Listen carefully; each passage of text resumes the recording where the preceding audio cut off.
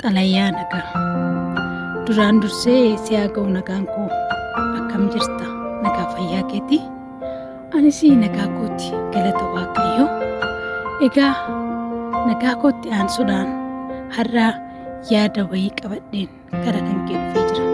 Xalayaa kanas akkan si barreessu kan na taasise yaada kan keetirraa ilaalcha kan kee hunduma isaa madaalee baroota fi ji'oota fi waggoota hedduun si keessatti lakkoofsiseen jira. Egaa maal jennaree Waaqayyo haa galateeffamu. Anis mi'aa keessa hadhaa keessa hunduma isaa dadhameera. Eeyyeni jireenyi biyya lafaa kanarraa akka boqonnaa hin qabne homaa shakkii hin qabu. Tole egaa wanti isin jedhu yoo jiraate ilmaan namaa biyya ofii gadhiisanii gaafa gara biyya ormaatti imalan akkuma nama kamiyyuu akkuma eenyuyyuu hojjetanii jijjiiramuu barbaadaniiti. Egaa tarii haalli kun hin ulfaata ta'a. Maatiin isaaniitis yoo isaan biraa ba'an nagaa isaaniitti dhaammatanii tarii dhala koo deebinee wal argina ta'a.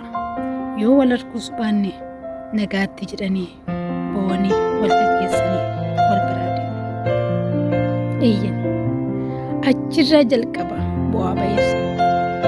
Egaa haala biyya keessaa jireenya biyya keessaa dhimma jiraachuuf jedhanii biyya ofii kan lakkisanii gara biyya ormaatti imalu. Hedduun isaanii karaatti hafu irbaata qurxummii ta'u. Dararaa hamaa keessa ga'aniitu darbanii bakka deemaniif san yookaan kun hedduun isaanii karaa alkallattiitiin dhufte jedhanii mana hidhaatti guuramu. Eeyyan achi keessattis hedduun isaanii dararaa rakkoo cimaa keessa dabarsanii achi keessaa osoo ba'aniyyuu kan ta'e kun balballi hojii dhabamee balballi hojiitti cufamee callisee du'aaf jireenya gidduu ta'a. Eeyyan kun hojjetee mindaan isaa hin kaffalamuufi garuu maaliif beekta? Gaafii tokkicha bichaan sirraa qaban. Maaf akkas lammii kootti garaa jabaatte? Eenyuyyuu yoo ta'e ati har'a tarii eeyyan hin qabda ta'a. Waa'een rakkoo hin beektu ta'uu danda'a. Hin qabda waan ta'eef. Qabeenyi immoo fixeensa ganamaa akka ta'e akka ati beektu sitti hima. Hin dhufas hin darbas. Lammiitti garaan jabaata. Eeyyan maaltu beekaa biyyattiin kaleessaa rakkattuu fi tuffatamtuu taate kun yoo tarii Waaqayyoon ishiidhaaf dabarsee nama jijjiiramarra ga'u taate tarii immooti harka qalleessa taate yookaa biyya keenya dhufte maaltu beeka? Wanti akkasii kun ta'innaa laata jettee shakkitee beektaa? Wanti har'a jiru kun darbuuf jira. Gaaris ta'ee hamaan yaada garaa keetii oduu geeddaratte baay'inatti tola.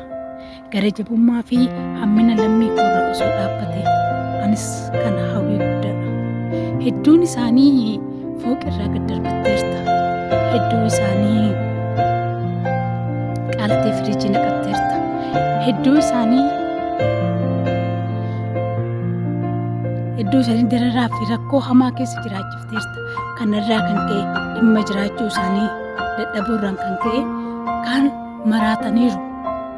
Ijjatatti du'aniiru. Kan du'ee biyya kanarraa hobbaafatee irra wayya fakkaata.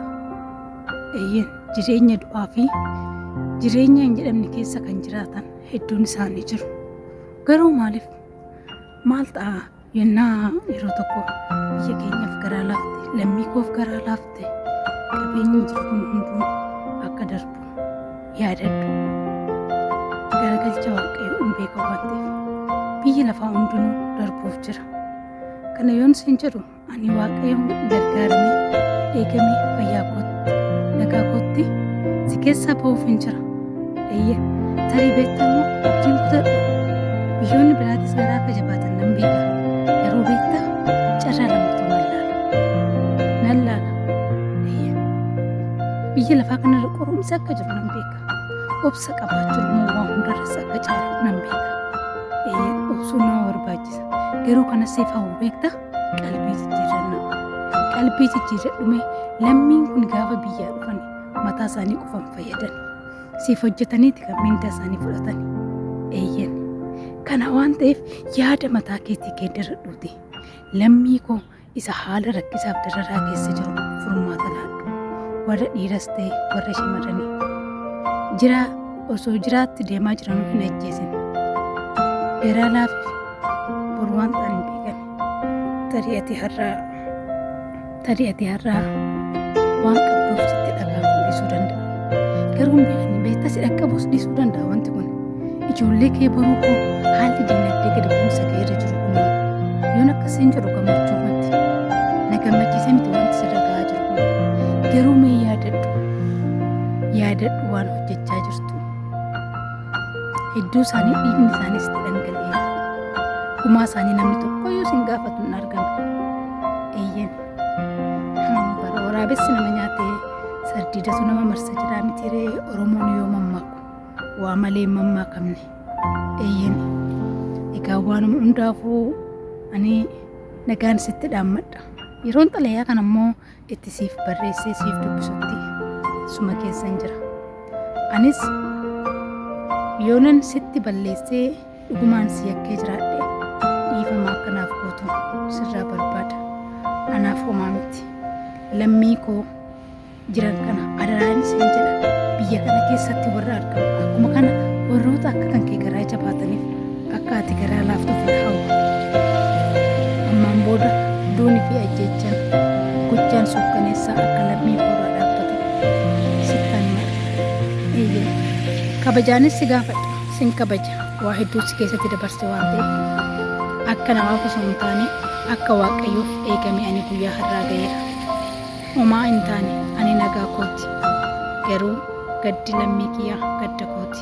Dhiphinni lammii kooti dhiphina kooti. Ilmi namaa tokko ofii isaa qofaaf nyaatee darbuu miti kan hawwu. Osoo hundumtuu wal qixxaate hunduu hawwii qaba.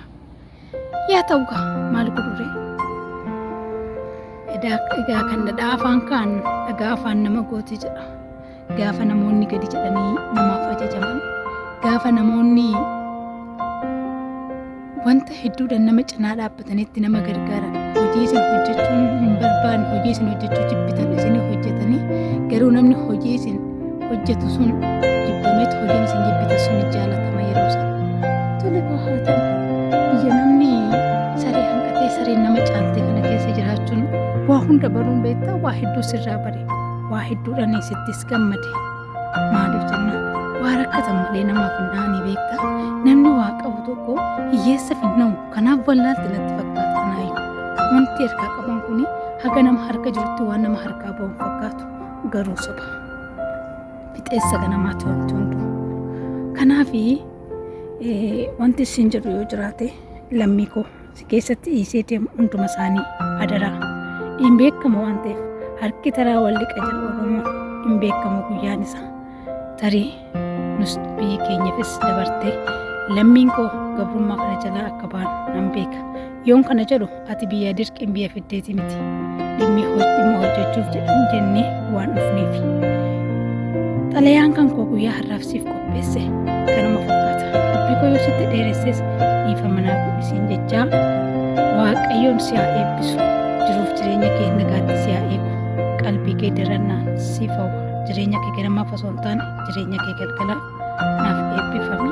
Isa xumuraa irratti waa tokkicha qofan sin jedha. Lammii koo si keessatti dhiise kana irra deebi'ee adaraa badaa isaanii hamaa isaanii waa tokkollee dhaga'uu hin fedhu. Dabarseen sitti kenna lammii koo. Akka isaan warra dhufan kana hojjetanii gaafa isaan galuuf karoora qabaatan garaa ittiin jabaatan biyya isaaniitti haa galan. Nagaatti haa eegaman, nagaatti haa jiraatan. Tarii biyyi lafaa ayyan eessumattuu boqonnaan qabu ta'a. Maal godhure maatii ofii biratti illee dararamu maatii ofii ijaan arguun waan tokko kan galuuf ta'etti karra galmaataa akka hin cufne. Kan immoo si keessan taa'ee hojjedha sis jijjiiran ofitti jijjiiran sin jiruuf immoo garaa akka hin jabaanne. Xalayaan kun siif qopheesse asumatti cimee nagaatti waa'ee keetis waan gaarii dhaga'uun fedha. Beektaa? Egaa harki taraa wal liqaasan isheen hin jedhu. Garuu guyyichi mulfa jedhee namana. Guyyichi kunuma darba gaamsan laala har'aaf wanti isin jiru tokko hin jiru. Nagaa naaf ta'e nagaattiin sin jedha. Har'aan booda biyya Beeruutiin yookaan Libaanooniin nagaa walitti dhaammannee gargar ba'uuf jirra. Waaqayyo si wajjin haa ta'u. Akka ati lammii koo immoo dabarsitee hin nyaanneef Waaqayyotti hin kenna. Adaraan sin jedha. Siifillee mee jijjiirame. Atillee akka jijjiiramtu sin jedha. Nagaatti.